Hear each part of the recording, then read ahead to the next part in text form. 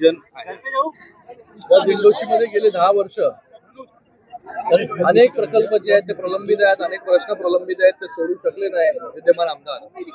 10 वर्ष आमदार असून त्याचबरोबर महापौर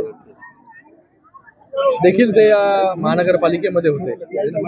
तरी रस्त्यांचे विषय असतील, पाण्याचा विषय असेल, घरांचा विषय असेल, लोक अनेक वर्ष अनेक घरांपासून बेघर आहेत, चांगल्या रस्त्यांपासून वंचित आहेत.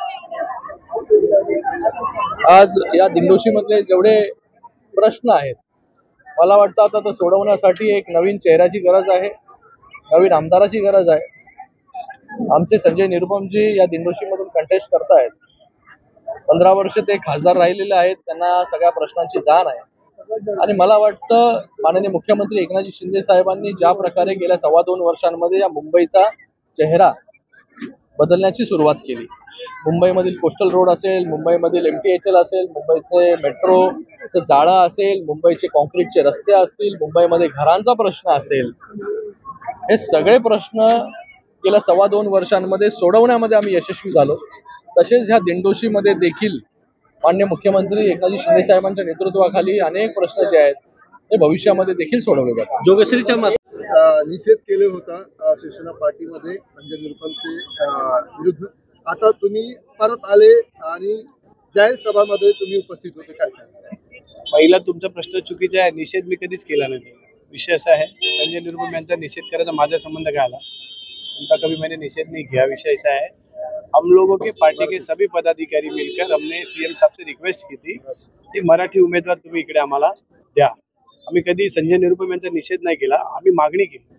पक्षाने निर्णय घेतला, त्यांनी त्यांना उमेदवारी दिली. आता आम्हाला आमच्या शिवसेनेमध्ये शिस्त आहे, दगडाला सुद्धा सेंदूर फासल्याच्या नंतर त्याला देव बोलायचं. आता आम्ही त्यांना सेंदूर फासतोय.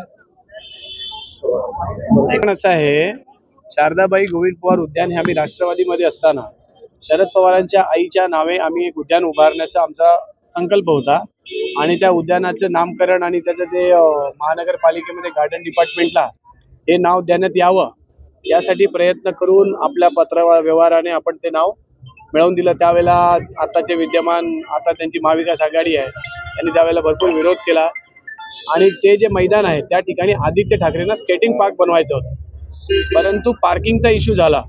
त्यांना गाड्या बाहेरची लोक आतमध्ये येऊ शकत नाही, हा गंभीर विषय झाला आणि त्याला आम्ही कंप्लीट विरोध केला की आमच्या आप्पापाडा आणि कुरार विलेज मधला सामान्य वडील हा आपल्या मुलांना बॅट घेऊन देणं त्याला कठीण आहे आणि त्या परिस्थितीमध्ये तुम्ही स्केटिंगचा इकडे मोठा पार्क बनवणारा स्केटबोर्ड एक कमीत कमी 5-7 हजाराला येतो. एक 200 रुपयाची बॅट घेऊन देणं जे आई वडिलांना कठीण आहे, त्या मुलांना तुम्ही ह्या सगळ्या गोष्टी इकडे होणार नाही आणि मग तुम्ही त्याचं प्रायव्हेटायझेशन करणार आणि बाहेरच्या संस्थांना देणार आणि फक्त मोठी लोक तिकडे येणार आणि त्याला आम्ही नगरसेवक म्हणून आणि विभागातून आपण त्याला भरपूर विरोध केला. ते विरोध केल्याच्या नंतर त्या कालांतरामध्ये सरकारच पडली महाविकास आघाडीची आणि सरकार पडल्याच्या नंतर मी मुख्यमंत्री साहेबांना जेव्हा त्यांना भेटलो तेव्हा पहिल्यांदा मी त्यांना सांगितलं, साहेब मी असं उद्यानाचा मी प्रकल्प कंटिन्यू हातात घेतलेला आहे आणि त्याला निधी मला महाविकास आघाडी सरकारने उपलब्ध करून दिला नाही आणि त्या पालकमंत्री कोण होते तुम्हाला माहिती. ते सगळा विषय सांगितल्याच्या नंतर फार गंभीर प्रश्न माझ्या मनात निर्माण झाला आणि तेव्हा साहेबांना आम्ही सांगितलं की साहेब काही करून मला उद्यानाचं काम सुरू करायचं आहे. साहेबांनी तातडीने त्याला 16 कोटी रुपयाचा निधी महानगरपालिकेतून मला मंजूर करून दिला आमच्या नावे. तो निधी सुद्धा धनश्री भरडकर यांच्या नावे मंजूर झाला आणि त्याच्या कामाची सुरुवात सुद्धा धनश्री भरडकर यांनी केली. त्याच्या OPO वर्क ऑर्डर जी आहे त्याच्यामध्ये सुद्धा आमचं नाव आहे. तो निधी आपण मेंटेनन्स डिपार्टमेंटला घेऊन मेंटेनन्स डिपार्टमेंटच्या माध्यमातून त्या उद्यानाचं आपण काम केलंय. परंतु श्रेय लाटण्यासाठी लाचारी जी सुनील प्रभूंनी केली ती मंजूर नाही. तुम्ही निवडणुका लढा, तुमच्या केलेल्या कामावर तुम्ही निवडणुका लढल्या पाहिजेत.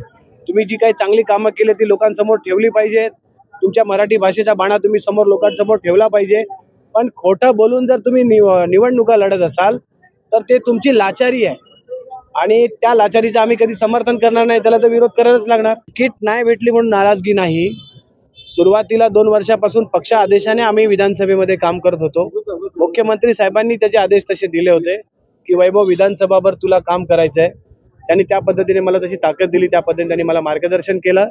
त्या पद्धतीने दिंडोशी विधानसभेवर जी आज आपल्याला ताकद दिसते ताकद उभं करण्याचं काम वैभव भरडकरने केलं.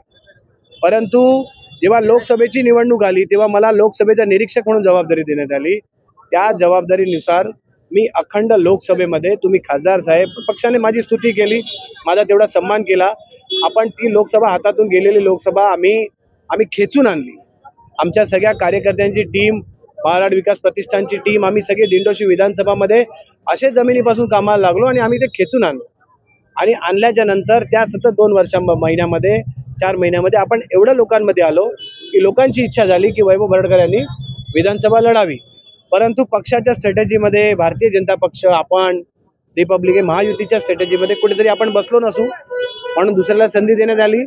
आणि दिलेली संधी ही पक्षाने दिलेला आदेश आहे, म्हणून आम्ही सगळे एकत्र मिळून संजय निरुपम यांचं काम करतो.